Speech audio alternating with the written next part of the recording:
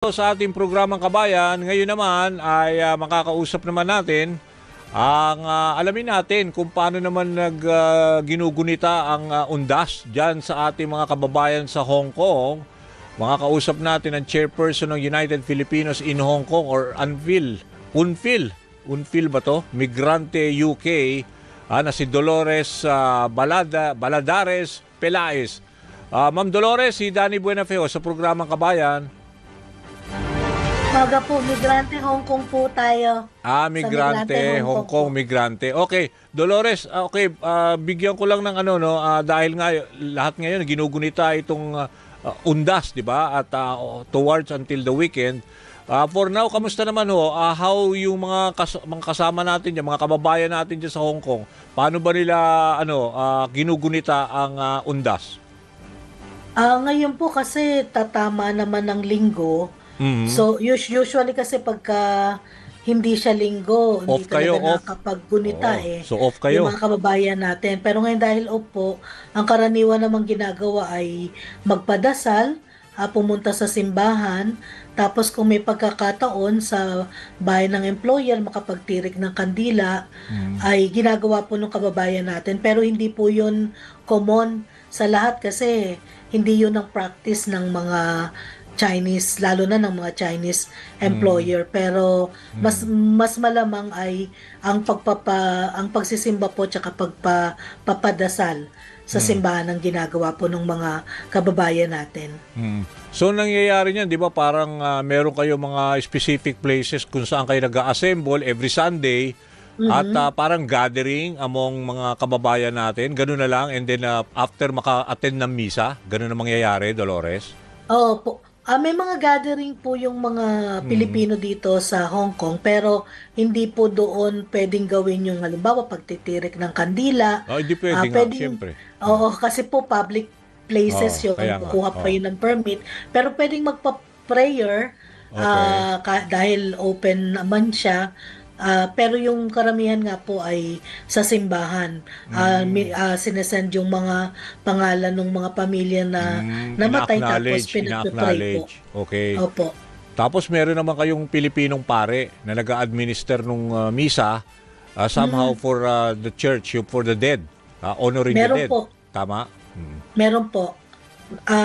May mga simbahan po dito na every hour ay may misa. Meron po naman na every 2 hours o kaya 3 beses sa isang araw. Especially pag Sunday po. Madalas ang mga misa. Okay. Kaya kamusta naman ang mga gaano karami pa ang natin? Meron ba kayong datos? Let's say yung mga migrante na mga members ng mga karamihan din diyan, mga household workers, di ba Tama ba, Dolores? Opo, mga OFW, ang pagkakalam po natin, tumaas na yung bilang uli ng mga OFW dito, mga domestic worker. Nasa 220,000 na rin yung bilang ng domestic worker. Hindi pa po kasama yung ilang mga residente. So, pag inad mo yan, siguro mga abot ng mga 250 to 260,000. Okay. So, pag ganyan ginugunita nyo rin yung araw ng yung undas nga, meron din kasi meron style din yung iba yung ginagawa nila online, parang i-undas, electronic na parang nakakausap nila yung mga kamag-anak nila nandoon sa mga sementeryo. Ganun din ho ba? Somehow medyo ganyan di ba? Kailangan meron pa rin tayong link sa ating mga kaanak dun sa mga pumupunta ng sementeryo para at least maramdaman nila yung presence kahit nasa abroad. Totoo po yan, lalo nga nung panahon nung pandemic, nung nauso yung mga online, yung mga video call. Kahit po sa patay, nakakaroon ng mga online viewing. Basta wag lang dead spot. Oo, nakaka-participate na yung families abroad. So ngayon, rin po yan, nagiging practice kasi libre naman yung pagtawag. So nakaka-video call sa mga pamilya. Tapos kung nasa sementeryo ay nakakausap, nakakasama by virtue ng virtual call yung mga overseas workers. Marami ba sa ating kamusta naman ang in terms of meron pa ba tayong mga issue ng mga undocumented na mga OFW sa tapos na ang kontrata ay hindi umuwi or whatever, mga ganon? Marami rin bang ganon? Meron pa rin po, Mm. though hindi ganoon, hindi wala tayong eksaktong number kasi siyempre undocumented eh. Hindi Mm. naman sila nagre-report. Malalaman mo na lang kung may mahuli o Mm. kaya yung hihingi ng tulong. Pero dahil sa yung iba, pag na-terminate, gusto pang magtrabaho, eh wala ng visa, napipilitang tawag dito, illegal work dito sa Hong Kong, maging undocumented nga. Mm. Meron pa rin po yan dito sa Hong Kong, though hindi lang ganun Pero tinutulungan ba ng katalamak. ating tinutulungan nyo at o pati ba embahada nag-extend na ng services to help them out through a legal strategy? Paano ba? Opo, opo, tinutulungan po natin lalo na yung Oh.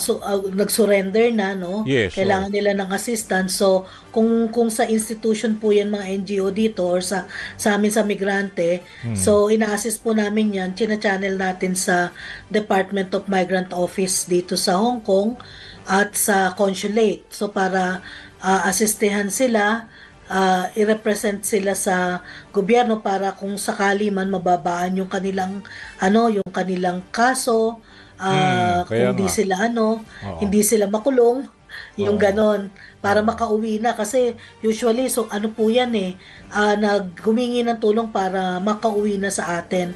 Tapos yung mga institution nga dito na katuwang namin gaya nung Mission Mm. for Migrant Workers, Mm. tapos may temporary shelter yung Betunaus, habang inaasikaso yung kaso nila, doon po muna sila tumutuloy. Tapos yung mission, naghahanap ng lawyer para i-assist sila. 'Di ba meron din hong DMW helpline desk, yung mga Department of Migrant Workers na somehow nag-a-assist din for those mga disgruntled or may mga problema sa immigration issues?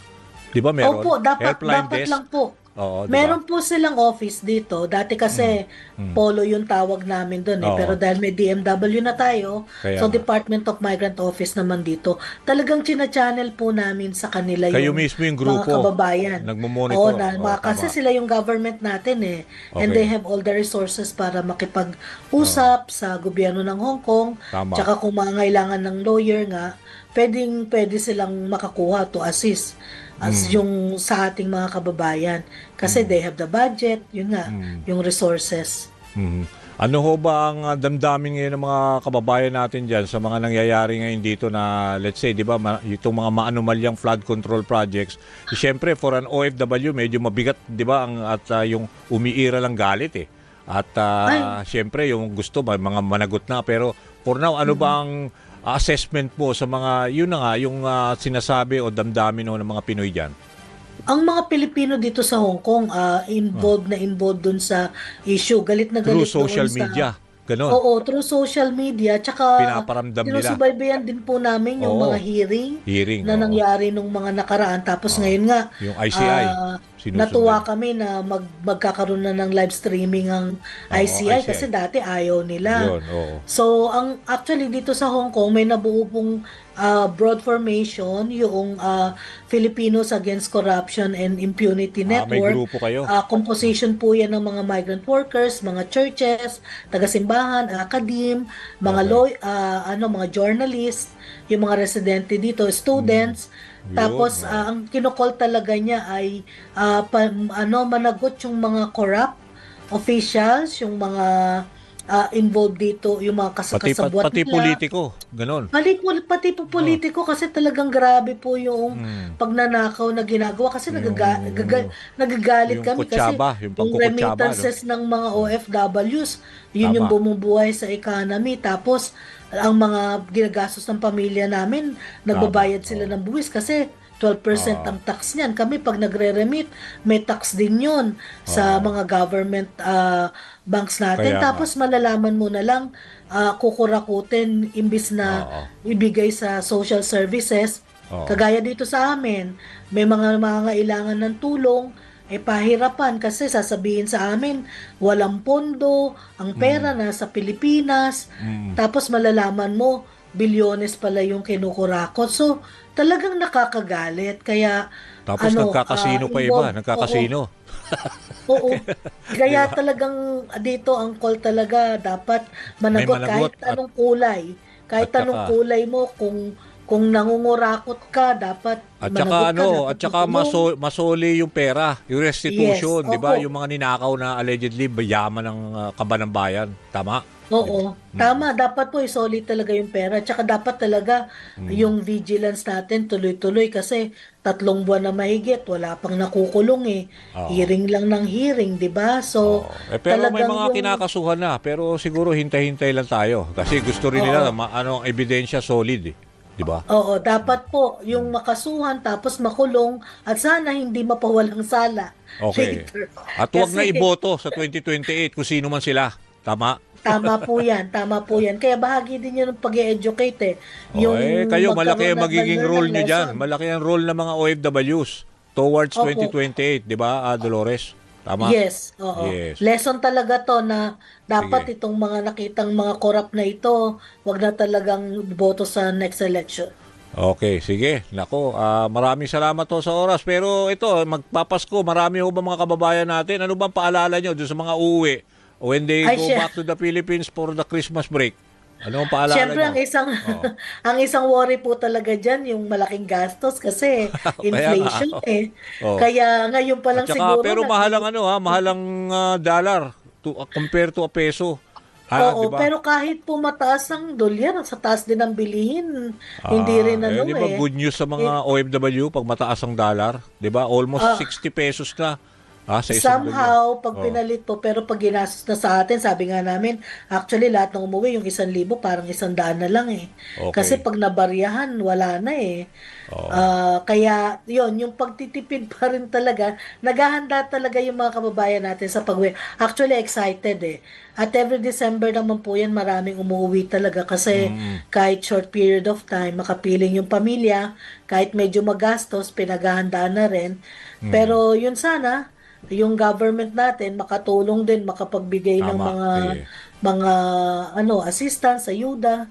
Tsaka yung mga basic social services po talaga na Sige. kinokol namin matagal na yung sa medical, Okay. Sige ganyan, po.